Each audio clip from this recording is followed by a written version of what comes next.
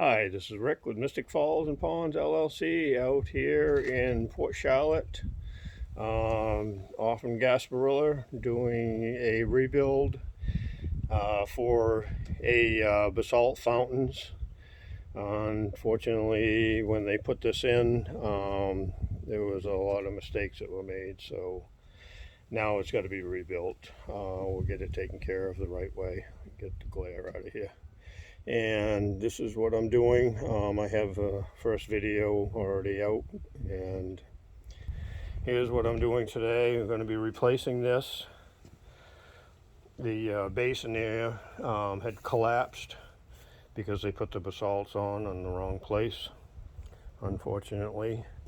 And I'm going to be replacing it with Aquascape matrix boxes and putting those in. When they did this, it wasn't level for one thing. When they did this, I don't know if you can see that right there, but that's their sewage pipe, and that's the clean out right there. So everything was slanted this way. And when they put the basalts on, they didn't put them up where the supports were, and usually they go kind of together. There's the basalts there. I'm going to be cutting the bottoms of them for the piping to go through and make it a lot easier to pipe it, and if it needs to be repiped and relighted, then it makes it a lot easier that way too. I'm going to be taking this, I'm going to build it up a little bit. I bought some good oil, keep my truck clean. Yeah, my new truck. And there's my buddy there. Oh, and then because I've got the whacker, piping, all that stuff is right here. There's that, the shovel, the rake. We'll be getting it all leveled out completely. The reason I took and used topsoil, and some people use sand, was that it's a sand that it can shift easier. This topsoil, I can pack it down with a whacker and make it hard, and I don't have to worry about it shifting. So that way there, when I put the aqua blocks in, they're going to stay, and they're going to be level, completely level, and that's the way they'll stay. So that's about it. I'll give you a little shot. I don't know how the glare is of what it is right here. I have some photos of what it was before that I'll be posting those too. What I'm also going to be doing is, once I get this all set, we'll be putting in some bromelads all around in the edge here.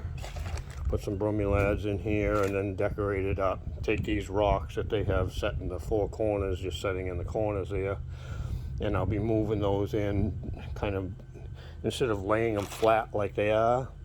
I think they would look better and more artistic if they were standing up, and like this one over here is beautiful. If you stand that up so that point is facing up like this, instead of just laying flat like that, you've got that contour of the brown and then the white on top.